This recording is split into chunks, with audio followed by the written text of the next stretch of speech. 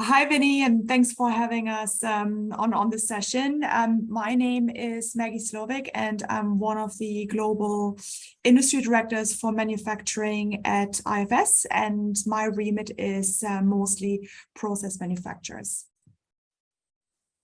Hi, Vinnie. I'm Andy Burton. I'm the other global director for manufacturing, and I look after the discrete and automotive side of things. Well, so we're going to get both discrete and process. That's great. Looking forward to it. We've got a couple of slides here for you to go through, and we've taken it as if almost first principles for IFS. So bear with me if you've seen this before, but in IFS we're very conscious that it's each company, each subvertical has got its own little differences, and we like to pride ourselves at IFS that we specialize and understand each of our particular areas. So when we're looking at manufacturing, we've split manufacturing into these subverticals. So you can see we've got automotive, high tech, industrial, and if I jump to the end, life sciences, they're all the ones I look after. And then Maggie has the process ones, which are food and beverage and chemicals. You don't have aerospace yet. That's a separate. No, aerospace and defense is a separate. It's a vertical above that, if you like. So we're now one level down in manufacturing, and we have our 6 subverticals underneath.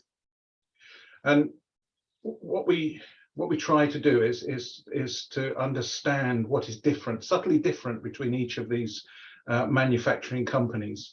And to each end, we come up with what we call a solution map. I'm not sure whether you've seen these from IFS, but this is how we build all of our modules together to suit a particular type of subvertical. Now, this one, as an example, is high tech. So we've got here, you can see that we've got all the make to stock, make to order, assemble to order, engineer to order, configure to order, those things that are sort of high tech types of things. And you'll see bills of materials in there. And MRP and MES, all of the different parts of IFS that we believe come together to make a good solution for high-tech manufacturing. And then, as you can see across the bottom, we've got all of the modules that underpin everything: maintenance, finance, document management, quality management, and inventory. All the different modules that keep, that everything builds upon. And the MES is yours, or do you partner with somebody? The MES is ours, and speaking slightly ahead of the game, we're working hard on MES at the moment to bring it up to a good level. We think we've got about 80% of the functionality there already. We're just tidying it all up, ready for a release in October, which happens to coincide with our World Conference Unleashed in Florida. So this is high tech. If I do the same, you'll see the subtle difference, and Maggie will just take us through the process manufacturing. Yeah, I think we actually picked food and beverage here, Vinnie. But I mean, the idea is that as we're switching from sub industry to sub industry, you do see the language that's changing on these solution maps. So in food and beverage, we would not be talking about BOM. We're going to be talking here about recipes, right? And then you're going to see things here like intraday planning, which is a very new functionality that we have introduced to IFS Cloud just in October of last year. I'll talk about that in a little bit later. But you also see things popping up like yields and seasonality and shelf life and expiration. And of course, also for food and beverage manufacturers, the notion of traceability, end-to-end traceability and quality control are incredibly important. So this is just to sort of highlight how the language changes based on the sub-industry that we are tackling. And as Andy and myself are engaging with our customers, we're actually running our advisory councils here at IFS for manufacturing. But when we speak with these customers to understand what their requirements are and what's keeping them awake at night and how they're industries are changing, we're also adapting our solution based on these conversations that we are having with our customers. So these solution maps are constantly evolving and changing, and that depiction is one of that we're seeing at this given moment in time. Where does the whole sustainability, circular economy team show up? Is that No, it's a good question, Vinnie. We actually have a little slide further down in the slide deck, but it's something that is not new to IFS by any stretch. You might have heard of our eco footprint module. That's that's been there for a while, and sort of. Sustainability is obviously a company-wide strategic principle for us at IFS.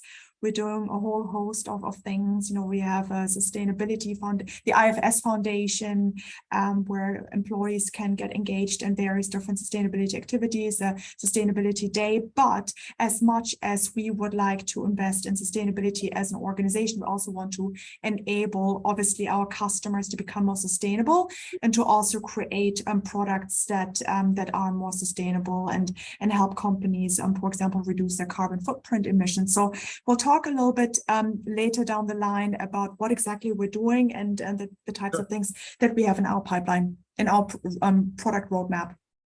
Okay.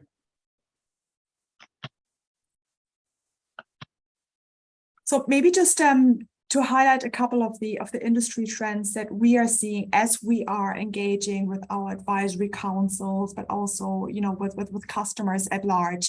So I presume that none of these would be a big surprise to you, Vinnie, but just to maybe give you our spin on that, the first one is global competition. That's obviously a strong theme for manufacturers and certainly something that forces them to constantly innovate and think about not only new products, but also process innovation. And we do think that IFS really pushes and enables our customers to rethink their business, especially at times such as these, where a lot of things are quite volatile in terms of the environment. Adopting digital transformation, we have seen, and this also would not be anything new to you, we've seen companies making more investments in digital transformation as a result of the pandemic.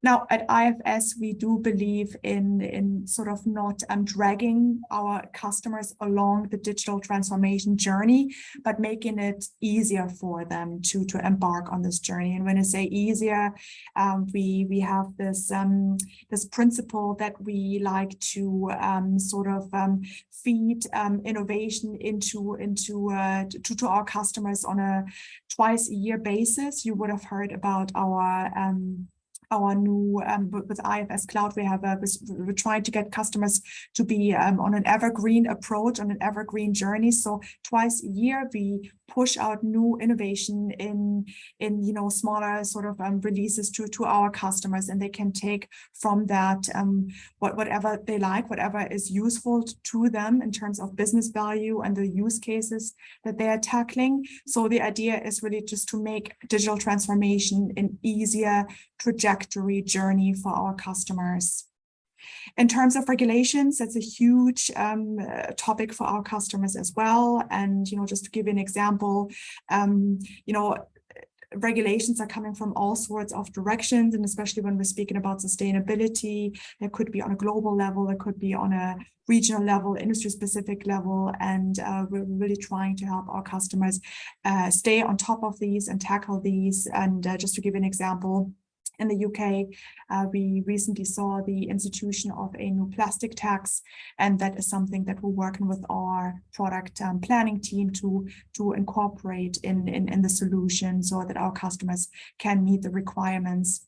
Skilled labor shortage is a huge one as well. We're talking about the big quit, about the fact that there truly is a shortage of labor, and that is something that's not going to get any better in the short term. So what are you doing about robotics? What are you partnering with?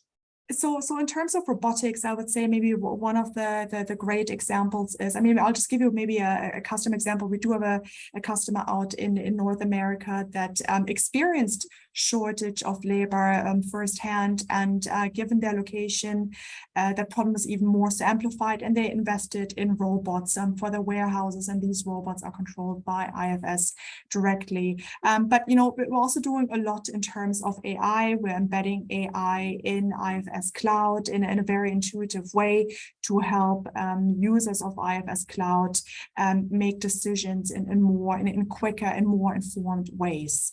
So there's a lot we're doing on that front. Sustainability and circular economy, I already talked about this. I'll also talk about the notion of remanufacturing.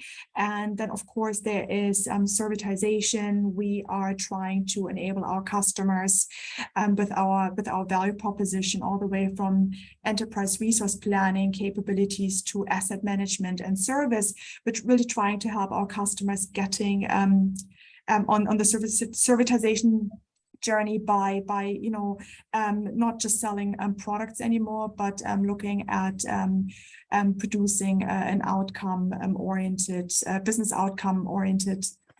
business-focused outcome, right? So selling a service, and we do have some customers such as Jotun who have already embarked on this journey, where they no longer just sell paint as a product, but actually are looking at selling a whole new value proposition as a service.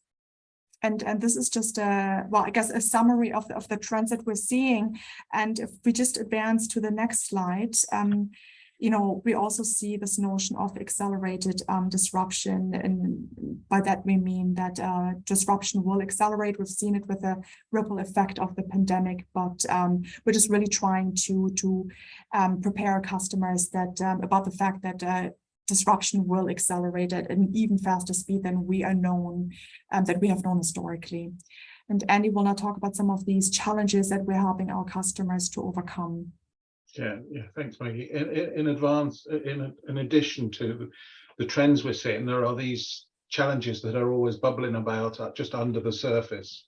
And these are that we've got 10 here that we've picked up on that our customers are telling us that are things they need to get to grips with, really. So just taking them in sequence, new product innovation. There is this need from the customer to always have something new, and to keep, and the manufacturers have to keep on top of this. So they have to have an ability to be agile and design what they want as quickly as possible. This could be for high tech or for food and beverage. You know, there's always a need for a new flavor or a new design of something. And then, of course, if you're starting to move these things quickly, you've then got to work out your forecasting and how you're going to build these things. So that the demand planning becomes far more critical than the forecasting. Customers always want the best quality. So quality is an underlying thread that has to be achieved all the time.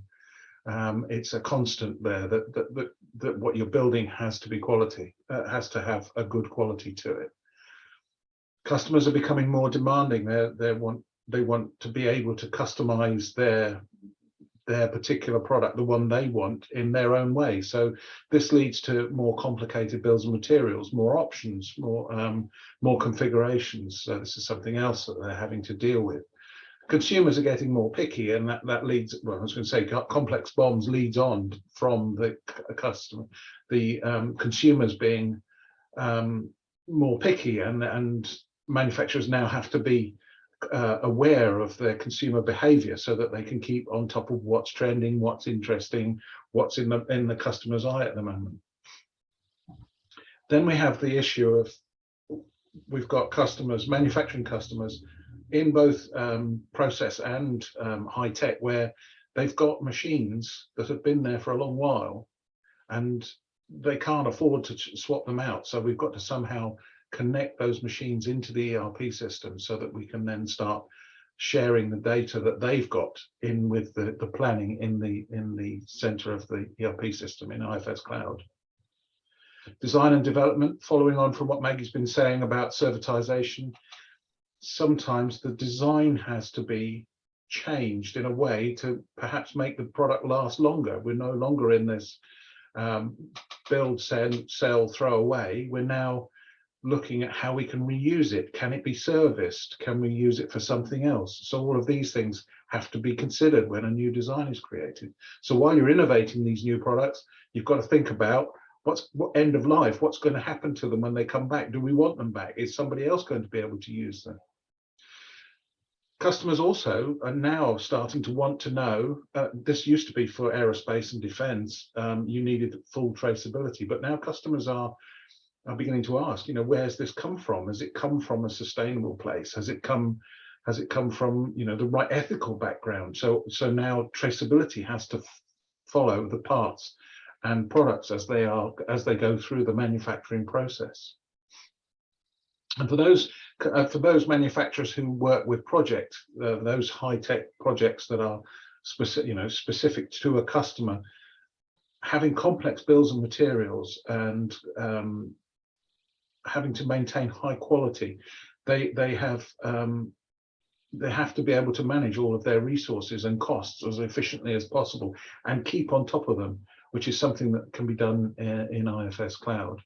And Maggie's already mentioned the servitization side of things, where we're seeing customers looking at what they make and perhaps looking for a complete new business model, because they've discovered that, I think the pandemic accelerated all of this. It stopped supply, it stopped labor, and it really hit manufacturing quite hard. And so it made the operation side of the manufacturers look at it and think, well, what else can we do? Is there something else we can do? And and we're seeing them diversifying into selling services, selling the outcome of something.